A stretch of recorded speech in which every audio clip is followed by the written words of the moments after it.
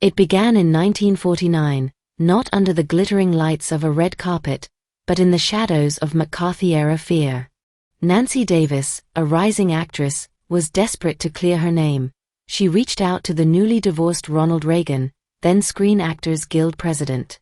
What she found was not a hero, but a kindred soul.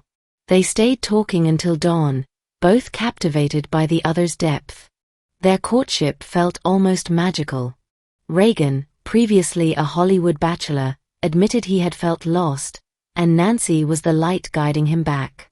She helped him paint fence pickets, drawing him closer with shared, tender moments. Their secrecy was deliberate. In March 1952, at the quaint little brown church, they wed in a hush with no fanfare, only pure devotion. Even as Ronald's star rose, on screen and in politics, they never rewrote their private script. Over 700 love letters flowed between them, filled with heartfelt nicknames: Glamour Puss, Mommy Poo Pants, Daddy Poo Pants. One telegram read, "Only till tomorrow morning, but if it were only a minute it would be too long." In March 1981, Ronald was shot. Nancy never left his side. She cried when he wasn't present, and when he was, tears came quietly, hidden, yet constant. Years later, Nancy herself was struck by breast cancer in October 1987.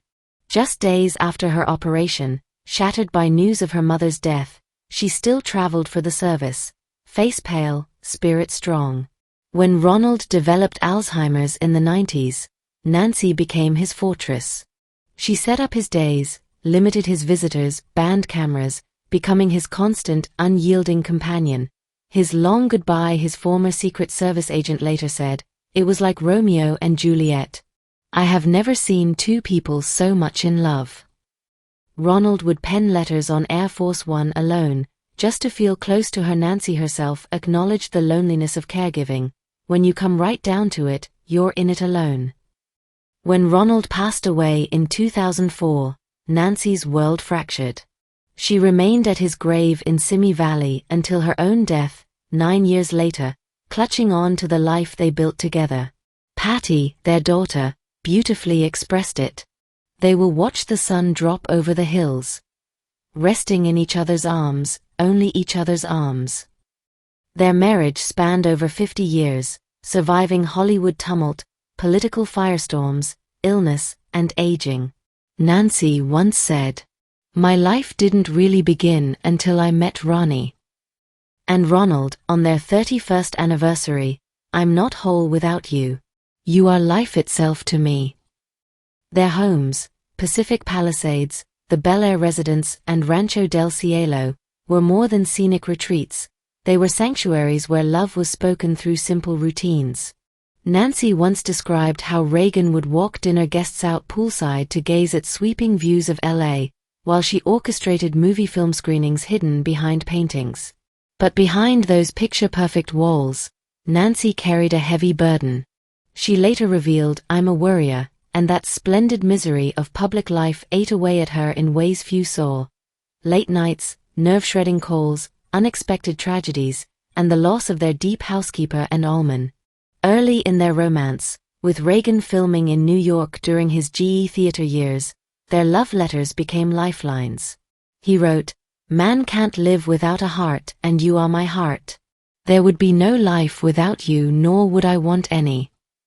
On their 11th anniversary in 1963, he penned, "I wonder how I lived it all for all the 365s before I met you." These weren't poetic flourishes. They were emotional lifeblood, carrying his longing through time zones and political ascents. Nancy's breast cancer in 1987 came as a blow, but she uncovered remarkable strength, returning to her mother's funeral just days post-surgery. As First Lady, she then championed Just Say No, traveling 250,000 miles to promote youth awareness. Behind the scenes, she famously consulted astrologer Joan Quigley to help schedule Ronnie's life post-1981 shooting, saying her acting on astrological advice was simply one of the ways I coped with the fear. She also became a devoted advocate in the wake of friend Rock Hudson's AIDS death, prodding her husband toward public recognition of the epidemic. Politically savvy yet relentlessly protective, Nancy stood firmly by Reagan, and often in front of politics, bluntly telling staff that aid for her husband must come before all else. In November 1994, Reagan shocked the nation via a heartfelt letter announcing his Alzheimer's. He wrote, "I only wish there was some way I could spare Nancy from this painful experience." Nancy's confession at the 1996 RNC was equally gut-wrenching. She spoke of the very long goodbye, her voice cracking as she acknowledged how each day chipped away at the man she loved. Secret Service agent John Barletta remembered her resolute presence. For 10 years she did not want to leave his side. "I couldn't forgive myself if I was away and he passed away," she said. Lou Cannon described her rage and frustration. "It's very lonely," Nancy said of Alzheimer's. "There really isn't much you can do, and that's the frustrating part of it." The beloved Rancho del Cielo, once Reagan's beloved retreat, became a poignant symbol. During his decline, returning there became painful. He didn't recognize it, and that loss really tore her apart. When he passed in 2004, Nancy's grief redefined love for an entire generation. She spent years alone at his grave, maintaining the flame they built together. Their daughter Patty recalled their devotion in her eulogy. "The moon and stars will endlessly turn overhead, and here they'll stay, resting in each other's arms, till the end of time." From the early days of romantic letters to the relentless trials of illness, pain, and Alzheimer's, their romance was not fairy tale polish. It was raw, human devotion molded by suffering. Nancy once said of Ronnie, "Thanks to you, I'm just 8 years old today." And Reagan called her life itself to him. Their love endures as one of history's most poignant unions, a testament to enduring romance, carried through trials and illness, grief and political storms. Nancy became not just a wife, but a sanctuary for a man haunted by early trauma. Reagan shared a childhood memory. At 11, he found his father frozen and unconscious in the snow. He could have walked away, but chose to rescue him instead. Decades later, Nancy discovered that hidden pain and vowed to protect him, believing he'd been lost in the dark before they met. Christmas 1981 was the first in the White House after he survived the assassination attempt. In one moving letter, Reagan wrote, "There are several much beloved women in my life. My First Lady, another woman. But all these women are you. I love the whole gang of you." When Nancy's mother passed away just 10 days after her mastectomy in October 1987, she described it as a terrible month. Under that pressure, Nancy pressed forward, revealing a fragile beauty in her resilience. She continued her cause, promoting Just Say No, even as her personal life shattered behind the scenes. After Reagan's shooting in 1981, Nancy became his unofficial guard. She refused to let Strom Thurmond into the hospital room and slept with his shirt, inhaling his scent throughout the night, hurt ribs and all, from a fall during her vigil. Later, as Alzheimer's tightened its grip, she created a scientific legacy, founding the Ronald and Nancy Reagan Research Institute, breaking with political norms to support stem cell research, fight against suffering becoming fight for hope. Their daughter, Patty, once distanced herself from her parents, confronting rage, secrets, and emotional wounds. Yet Reagan's illness became a bridge. Patty returned to help care for her father, forging a tender closeness with both parents she hadn't known before, founding a support group for Alzheimer's caregivers. On June 5, 2004, the moment came that both shattered and soothed. As Reagan exhaled his final breath, his eyes, clear blue and full of love, opened one last time to gaze at Nancy. She later called it, "the greatest gift he could have given me." Their 52-year marriage was never a tale of glamour alone. It was one of suffering stood through together. Cancer, assassination, political storms, addiction, Alzheimer's. Each trial only drew them closer, until nothing remained but shared memory and unspoken devotion. Nancy herself captured their essence. There was less pain in her voice when she talked about him. she was ready for her husband to die. And Reagan, in echo, wrote in one of his most heartfelt notes, "Your gift to me is uninsurable, feeling a tingle of excitement and anticipation every time I start for home." On December 25, 1981, their first Christmas in the White House, Ronald wrote to Nancy, "There are several much-beloved women in my life. I love the whole gang of you, Mommy, First Lady, the sentimental you, the fun you, and the Pee-wee powerhouse you."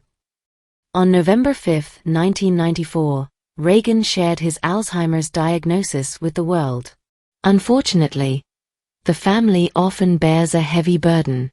I only wish there was some way I could spare Nancy from this painful experience."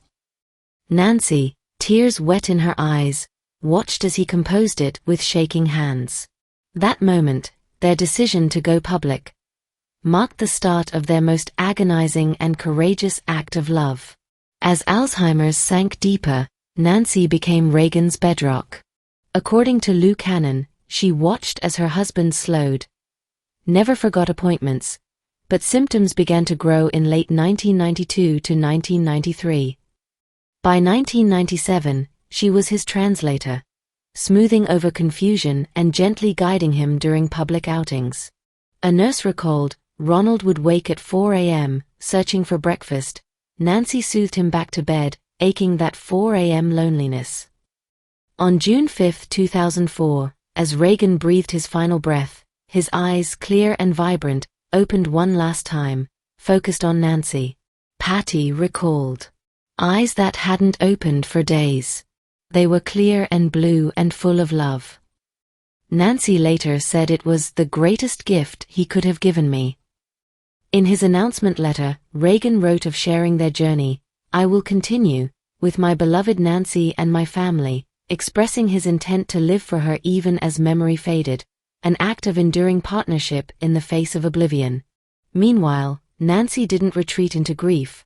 She launched an advocacy crusade, founding the Reagan Institute for Alzheimer's, championing stem cell research, and lobbying legislatures, turning their personal suffering into hope for others. Through trials, cancer, assassination, political firestorms, Alzheimer's, they wove a tapestry of love grounded in care, faith, and vulnerability. Nancy once said of their bond, "Our relationship is very special. When I say my life began with Ronnie, well, it did." Her unwavering gaze, her fiercely protective nature, and her public defiance of illness reshaped the role of First Lady into that of an enduring partner. Despite their deep connection, their bond often overshadowed family life. Nancy's devotion to Ronald drew her toward him, sometimes at the cost of closeness with her children. As one friend noted, their love affair was probably more important than their love for their children. This intensity created delicate fissures in the family structure, underscoring that a love so consuming often leaves others in its shadow. Even in the White House spotlight, their private rituals remained: evening couch TV dinners, playful love notes, and Nancy's secret lunches with Sinatra. Event staff were told not to disturb. A former social secretary recalled once escorting Sinatra into the residence, commenting on how Nancy's presence shut down everything else. They protected their intimacy fiercely, even against Washington's glare.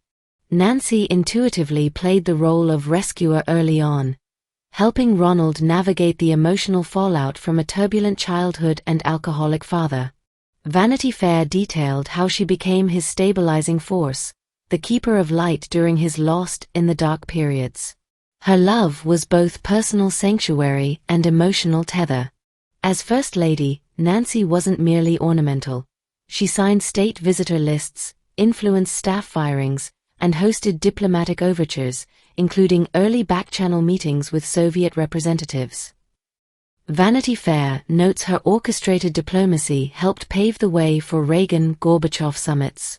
She was both protector and strategist, working in tandem with the man she loved. Time magazine identified 7 pillars of their enduring marriage: friendship, undying support, shared struggles, and a refusal to ever give up, even in the face of Alzheimer's. These lessons show their romance was built on steadfast partnership and raw, unwavering mutual care. Their affection was visible and profoundly authentic. Ronald often referred to Nancy with endearing names like Mommy Pants and Pee-wee Powerhouse, and the pair never stopped courting, leaving notes, holding hands, dancing at White House galas. Vanity Fair observed their foxtrot at the Map Room for a state dinner in Argentina, an intimate moment in a sea of photographers. Love, for them, was in the small gestures amid grandeur. CBS noted Nancy's famous protective stance.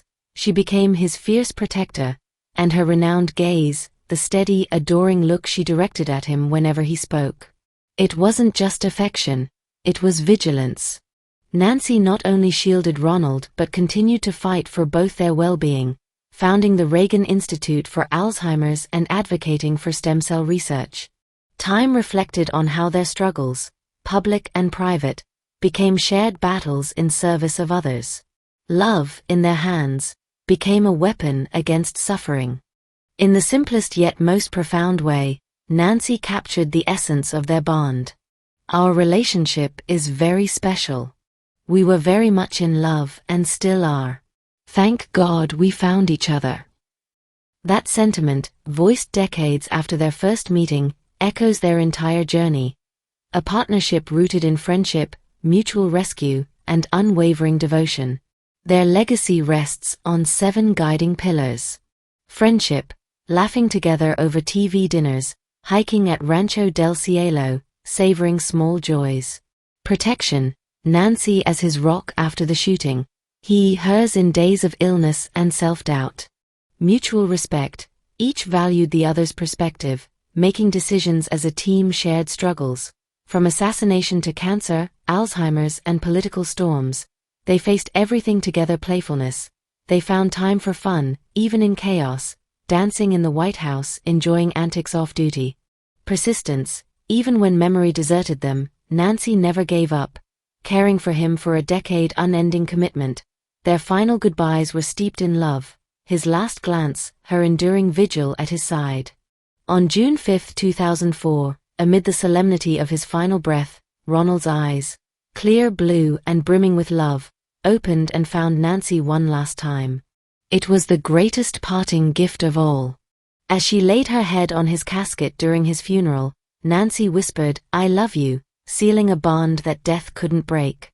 Their romance, once sparked by Hollywood serendipity, transformed into a lifelong odyssey of care, courage, and shared destiny. Nancy shaped the First Lady's role, founded the Alzheimer's Institute, and protected his legacy, while Ronald's heartfelt letters and vulnerable tenderness laid bare the depth of his devotion. Their love unspooled not in grand declarations, but in everyday grace, quiet dinners, small notes, steadfast presence, and the courage to face each day together, no matter what it brought. They taught us that true love doesn't merely survive adversity, it becomes more radiant for having endured it. When the Lord calls me home, I will leave with the greatest love for this country of ours and eternal optimism for its future. Nancy Reagan. Their story, a private epic written in letters, sacrifice, and mutual devotion, lingers still, reminding us that the richest romances grow from shared trials, not fairy tales. If you enjoy the video, please like, subscribe, and share.